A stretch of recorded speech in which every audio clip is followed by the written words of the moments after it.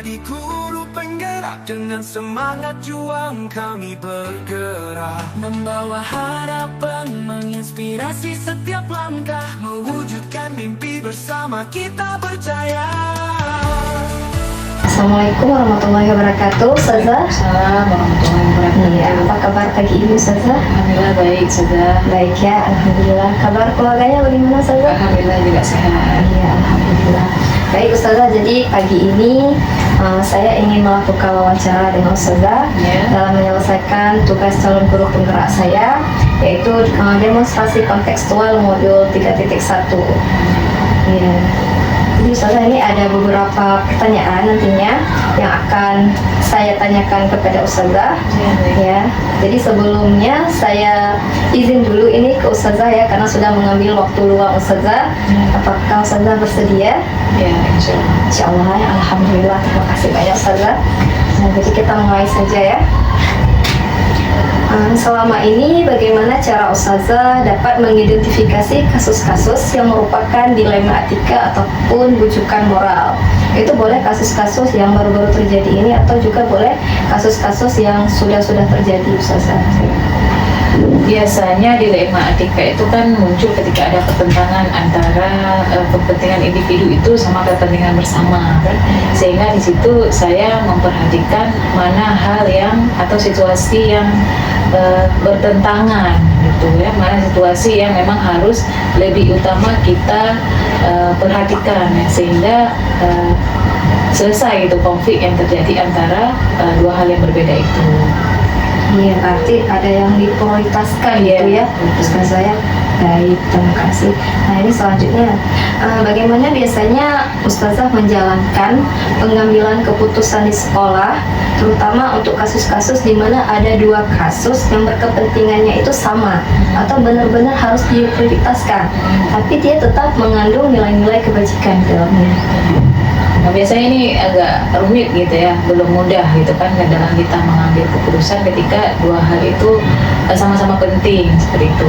Nah, di sini langkah pertama yang saya lakukan itu sebagai kepala sekolah adalah menganalisa mana, tentunya kan dalam setiap kasus itu pasti dia ada yang mendesak kan, ada yang penting tapi tidak mendesak ya, sehingga kita analisa dulu yang mana dia kasusnya yang sangat urgen yang harus kita selesaikan terlebih dahulu. Nah, kemudian baru kita melihat dampaknya ini apakah dampak jangka panjangnya bagaimana, dampak jangka pendeknya bagaimana, sehingga kita bisa memutuskan hal apa yang pertama yang harus kita lakukan. Kemudian setelah saya analisa seperti itu, saya juga biasanya duduk dengan tim manajemen, dengan waka, dengan teman-teman yang lain yang senior di sekolah, sehingga kita memiliki keputusan yang bijak gitu, baik untuk semua pihak, seperti itu sebenarnya. Iya, berarti di sini Ustazah ada melakukan musyawarah gitu ya. Betul. Jadi keputusan yang biasanya Ustazah ambil itu memang bukan bulat dari Ustazah sendiri. Betul, bukan sendiri. Iya, Ya. jadi untuk kemaslahatan kita bersama, jadi kita membutuhkan musyawarah. Betul. Iya, terima kasih Ustazah. Selanjutnya nih, langkah-langkah ataupun prosedur seperti apa yang biasanya Ustazah lakukan selama ini dalam penyelesaian masalah tersebut? Baik. Yang pertama itu kita identifikasi dulu masalahnya. Ya, kita identifikasi masalahnya apa, kemudian kita kumpulkan informasi-informasi terkait masalah tersebut, kemudian juga kita mempertimbangkan ya konsekuensi yang seperti apa yang akan kita berikan, dan tentunya itu kita berkonsultasi dengan tim kan, sehingga ketika kita membuat keputusan itu berdasarkan keputusan yang baik dan dengan pertimbangan-pertimbangan yang relevan, yang sesuai dengan kasus yang terjadi sebenarnya. Benar, berarti memang setiap kasus itu kita harus cari dulu akar permasalahannya gitu ya, baru bisa kita tinjak lanjutin. Iya, sehingga ada keputusan yang memang di situ ada kebaikan untuk kita bersama.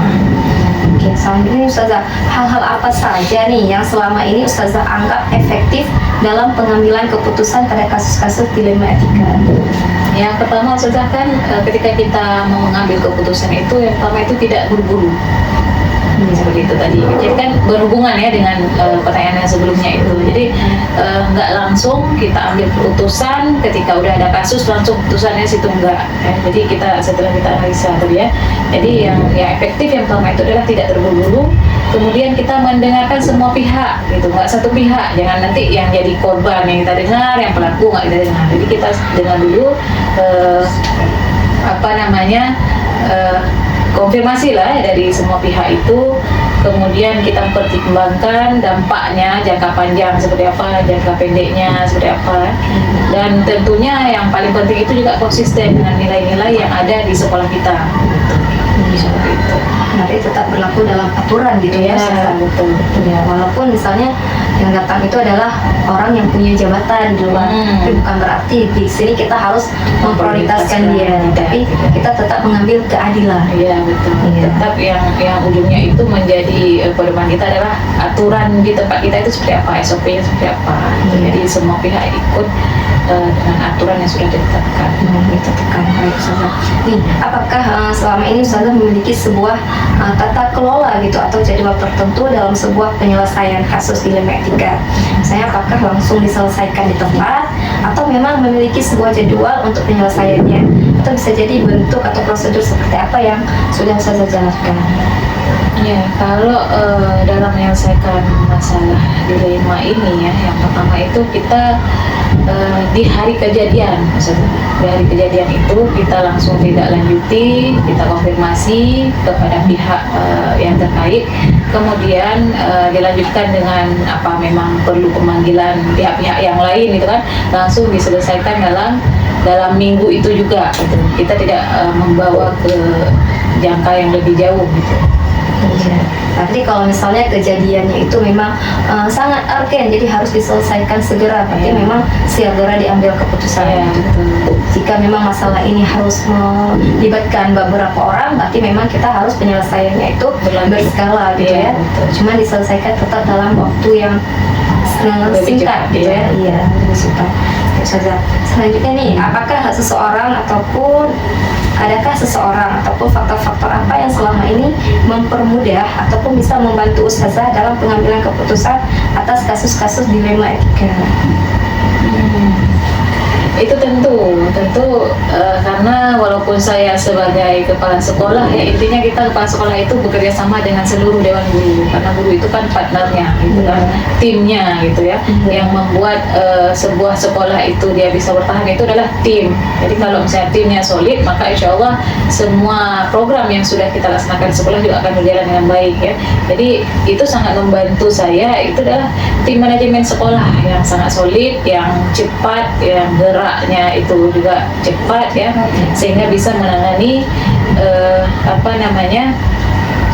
permasalahan-permasalahan yang ada di sekolah. Kemudian juga yang kedua itu ada senior atau mentor lah kita bilang kan, atau kalau di sini kita ada pihak yayasan yang bisa kita minta bantuan, saya minta arahan dengan kasus seperti ini, bagaimana cara saya menanganinya hingga masalah itu bisa selesai.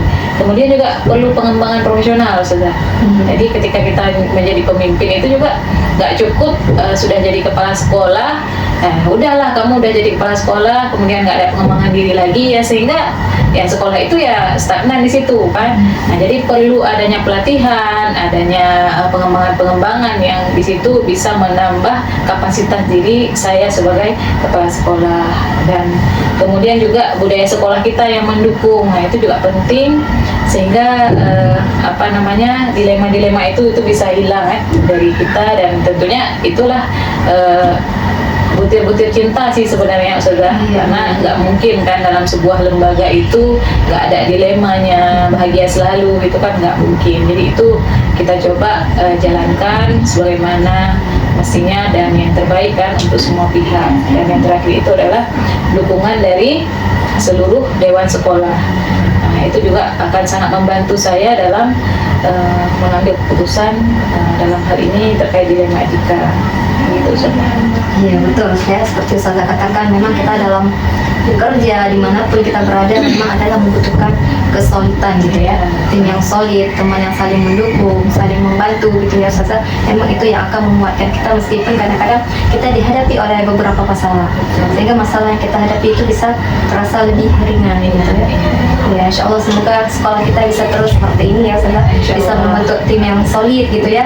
Semua juga bisa membentuk kekompakan antara kepala sekolah dengan kami yang guru-guru ini juga ya Ustazah.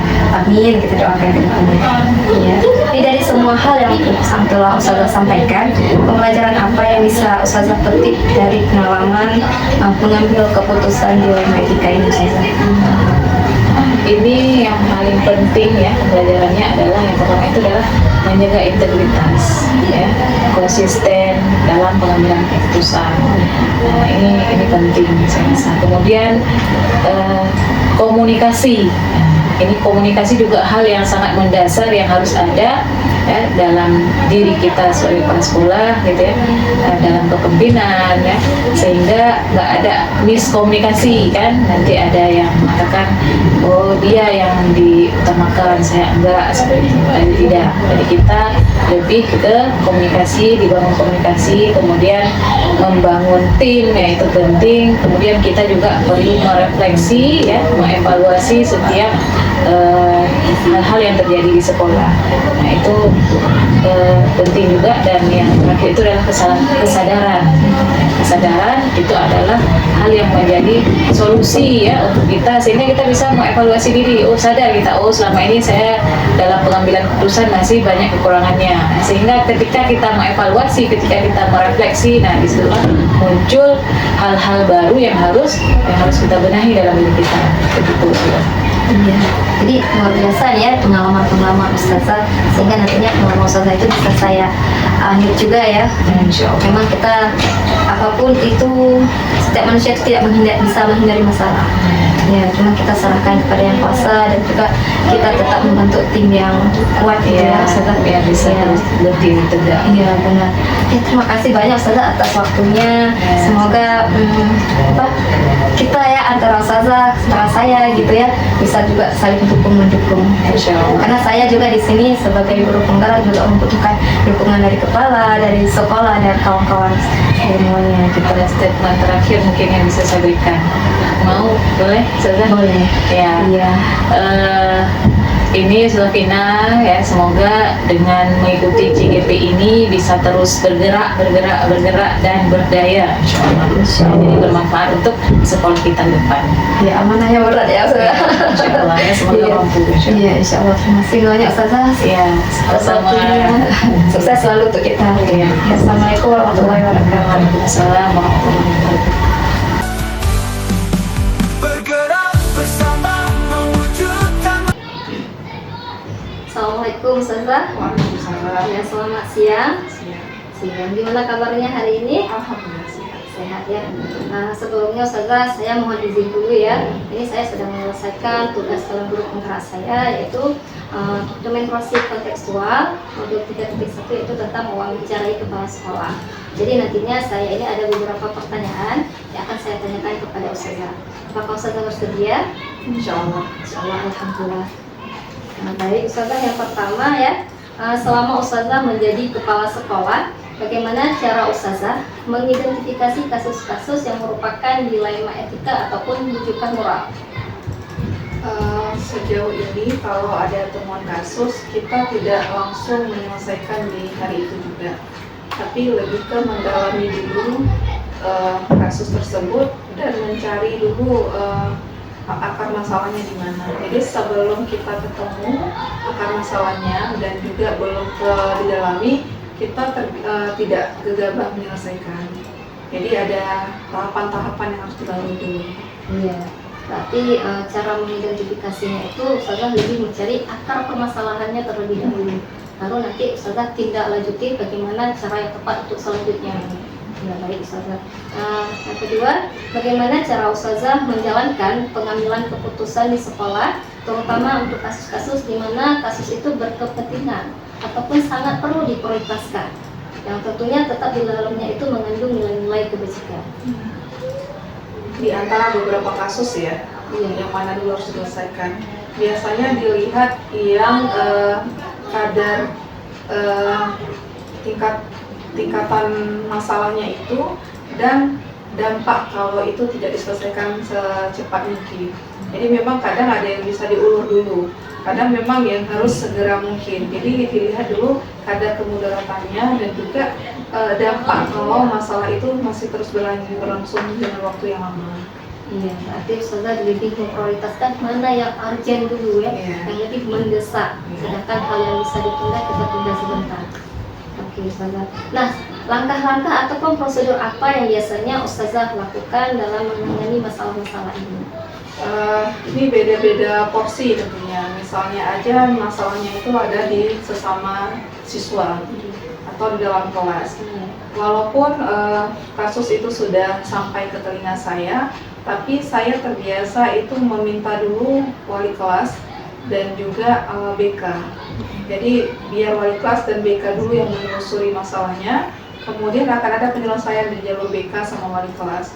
Jika memang setelah diselesaikan itu ternyata tidak juga berakhir dengan baik, baru kemudian saya minta Wakasis untuk menyelesaikan. Tapi dalam penyelesaian itu, baik dari Walas, BK dan Wakasis, mereka terus berkoordinasi sama saya. Tapi saya tidak langsung masuk ke dalam permasalahan. Jika memang sudah tahap ke Wakasis, ternyata belum ada titik temu juga, baru kemudian saya yang ambil alih.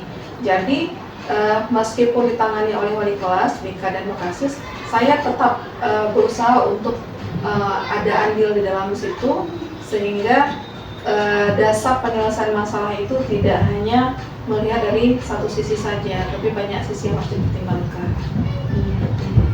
Nah, jadi hal-hal apa saja yang selama ini sudah Ustazah anggap efektif dalam pengambilan keputusan yang pada kasus-kasus dilema etika tersebut? Biasanya kita lebih ke pendekatan emosional. Jadi setelah kita tahu akar masalahnya di mana, misalnya di siswa ya, tidak mungkin siswa itu ada masalah, membuat onar masalah di sekolah kalau latar belakang di balik itu apakah di rumah atau lingkungannya itu bermasalah. Sehingga pendekatan yang kita lakukan adalah selain menyelesaikan masalah, setelah itu ada treatment untuk masuk dari psikologi ke anak. Jadi memang pendampingan sosial emosional itu kita lakukan setelah itu, sehingga setelah anak selesai dari masalah itu, lantas dia bisa kembali untuk berubah menjadi baik. Dia tidak hanya dihakimi di waktu itu aja. Jadi ada pendekatan. Jadi makanya setiap anak yang bermasalah di sekolah kami, selesai masalah itu si anak bahkan lebih dilihat, diprioritaskan oleh semua guru. Itu pendekatan sosial emosional yang kami lakukan selama ini. Jadi luar biasa juga ya pendekatan yang sudah dilakukan Ustazah. Jadi si anak ini merasa bahwa dia tidak dibuang gitu ya, tapi dia tetap dianggap dan tetap diberi kasih sayang dari gurunya ya. Ya, Masya Allah Ustazah. Nah, selanjutnya Ustazah, hal-hal apa saja yang selama ini merupakan tantangan bagi Ustazah dalam mengambil keputusan pada kasus-kasus dilema etika? Biasanya itu tantangannya adalah, biasanya masalah itu selesai di sekolah, tapi kami selalu mencoba untuk berkomunikasi dengan wali murid perihal masalah yang sedang anaknya alami. Meskipun kadang masalahnya sudah selesai, ternyata itu di wali muridnya itu seperti ada penolakan bahwa anaknya tidak mungkin seperti itu. Nah, itu adalah pendekatan yang harus kita lakukan, dan sebelum kita berbicara ke orang tua dan kondisi anak, wali kelas sudah mencari tahu dulu orang tuanya tipikal seperti apa dalam menanggapi kasus ketika anaknya ditemukan dalam lingkup masalah. Tapi memang terkadang nggak semua orang tua menerima ya Ustazah ya.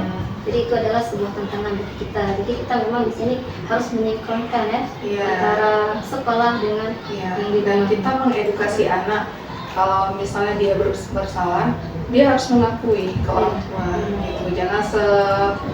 Jangan nanti ketika orang tua membela anak malah kita menjunjung nilai kejujuran di anak. Jadi yang sudah diselesaikan di sekolah, meskipun Walas menyampaikan, anak harus bicara lagi ke orang tuanya terkait apa yang dialami di sekolah, sejauh mana sudah diselesaikan, anak harus bicara.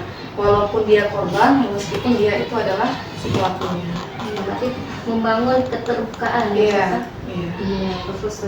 Jadi apakah selama ini Ustazah memiliki tata kelola ataupun jadwal tertentu dalam menyelesaikan sebuah kasus dilema etika? Misalnya ada sebuah kejadian yang memang kejadian itu bisa diselesaikan di tempat atau memang Ustazah selesaikannya di jadwal-jadwal tertentu? Enggak, selama ini saya nggak pernah punya jadwal khusus. Jadi semua masalah harian yang ada di sekolah itu saya berusaha untuk menyelesaikan hari itu juga. Apakah itu masalah internal anak, apakah itu konflik dari wali murid, ataupun masalah di kalangan guru, saya terbiasa menyelesaikan hari itu juga. Tidak saya jadwalkan khusus dan tidak juga saya undur.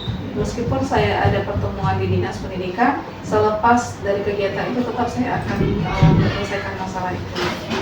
Artinya memang kalau bisa kita selesaikan sekarang, ngapain kita tunda? Iya. Ustazah ya?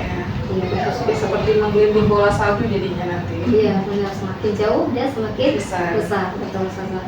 Nah, adakah nggak seseorang ataupun faktor-faktor yang selama ini mempermudah ataupun membantu Ustazah dalam dalam mengambil keputusan pada kasus-kasus tersebut? Sejauh ini alhamdulillah komunikasi yang terbentuk di antara saya dengan guru-guru SMP itu sudah cukup solid, dan tim yang saya bentuk itu berjenjang. Kalau memang masalahnya di kelas itu memang andil penuh dari wali kelas. Kalaupun masalahnya itu dengan mapel lain, tetap si guru mapel itu harus menyampaikan temuan-temuan harian ke wali kelas yang selanjutnya akan ditindaklanjuti oleh BK dan juga Wakasis. Jadi semua treatment yang dilakukan di sekolah saya itu di SMP itu tidak terlepas dari pola dalam menyelesaikan masalah tadi.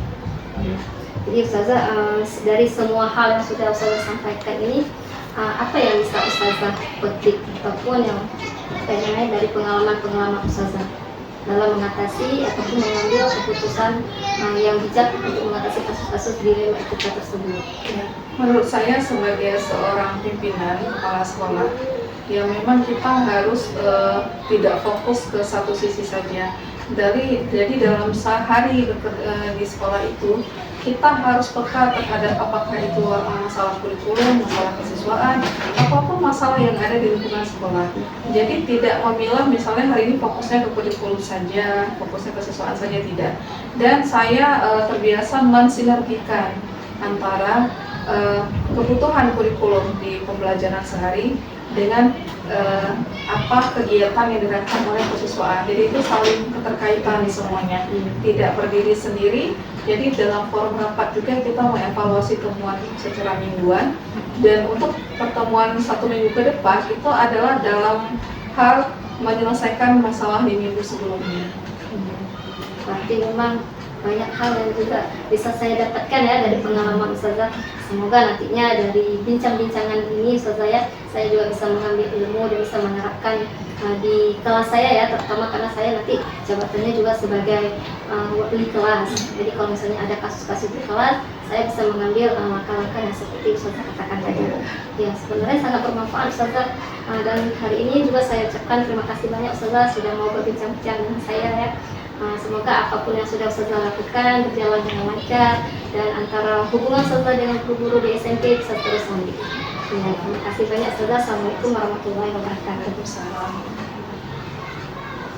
Merdeka belajar, guru penggerak penuh semangat membara.